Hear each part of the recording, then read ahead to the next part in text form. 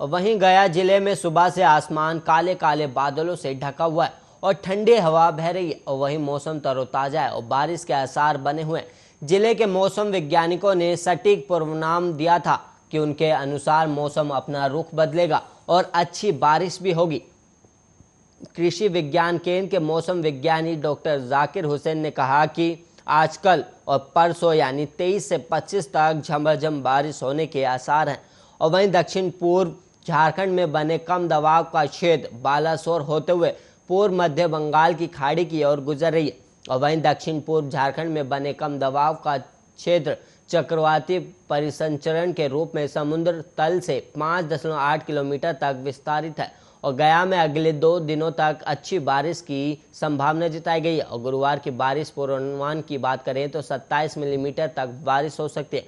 और वहीं मौसम में गर्मी के लिहाज से आज का अधिकतम तापमान 31 डिग्री सेल्सियस और न्यूनतम तापमान 25 डिग्री सेल्सियस रहने का अनुमान है। और वहीं अगले 24 घंटों में अगर बारिश होती है तो खेती के लिए लिहाज से ये फायदेमंद होगा और धान की खेती को फायदा पहुंचेगा।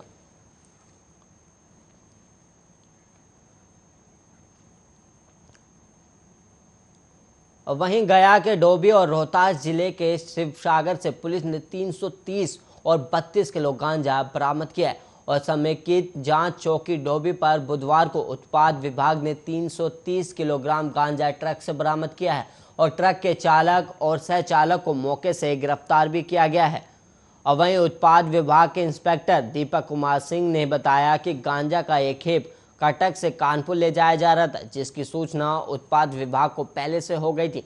और इसके आलोक में चेक पोस्ट पर बुधवार को घेराबंदी किया गया और ट्रक जिसका रजिस्ट्रेशन नंबर था और वहीं चेक पोस्ट पर रोक लिया गया, जिसकी गहनता पूर्वक जांच की गई और इसमें कई छोटे छोटे पैकेट में गांजा ले जाया जा रहा था और वजन करने पर 330 किलोग्राम हुआ। और ट्रक से हरियाणा के फरीदाबाद का दिनेश राजपूत और मोहम्मद आबिद की गिरफ्तारी भी की गई और गिरफ्तार दोनों पर प्राथमिकी दर्ज करते हुए जेल भेज दिया गया। और वहीं ट्रक और गांजों को जब्त कर लिया गया और सांकेतिक जांच चौकी पर लगातार गांजा और शराब उत्पाद विभाग के द्वारा पकड़ा जा रहा। बुधवार को सरेआम अपराधियों ने माले नेता के बेटे को गोली से भून दिया था और करीब 7 गोली मारी गई थी और हथियार बरामदगी भी सूचना है। और आरोप भागलपुर सेंट्रल जेल में बंद कुख्यात गैंगस्टर धनजी यादव और उसके साथियों पर है। और इधर हत्या के बाद पुलिस ने शव को पोस्टमार्टम के लिए भेज दिया है, लेकिन शव पूरी रात सदर अस्पताल में पड़ा रहा और अभी तक शव नहीं उठ सका है। और एहतियात के तौर पर पुलिस लगातार कैंप करी और थाने के अफसर भी लगातार जमे और सदर समेत आसपास का इलाका पुलिस छावनी में तब्दील है।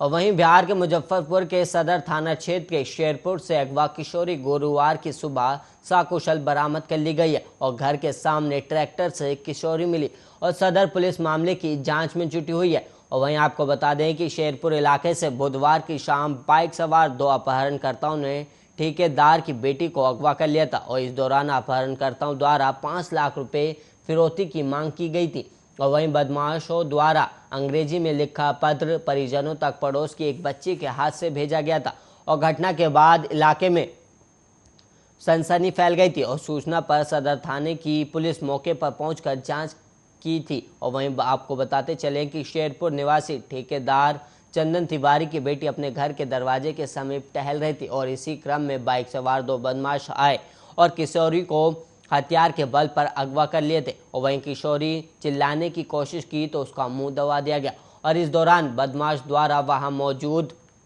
एक बच्ची को पत्र दिया गया और बदमाशों द्वारा कहा गया कि जाकर किशोरी के घर पर दे देना। और पत्र मिलने के बाद किशोरी के परिजन परेशान हो गए और वहीं परिजनों के मन में तरह तरह की चिंताएं होने लगी थी। और सूचना पर नगर डीएसपी राम नरेश पासवान भी मौके पर पहुंचकर जांच की और आसपास में लगे सीसीटीवी को पुलिस ने खंगाला, मगर देर रात तक कोई सुराग नहीं मिला। इसके बाद पुलिस के विभिन्न ग्रुप पर किशोरी का तस्वीर वायरल कर दिया गया और साथ ही जिले के विभिन्न थाना क्षेत्रों में नाकेबंदी कर जांच अभियान चलाया गया, मगर देर रात तक किशोरी का कोई पता नहीं चला था। और इसी बीच गुरुवार की सुबह ट्रैक्टर से किशोरी बरामद कर ली गई और अभी वो बेहोशी की हालत में है।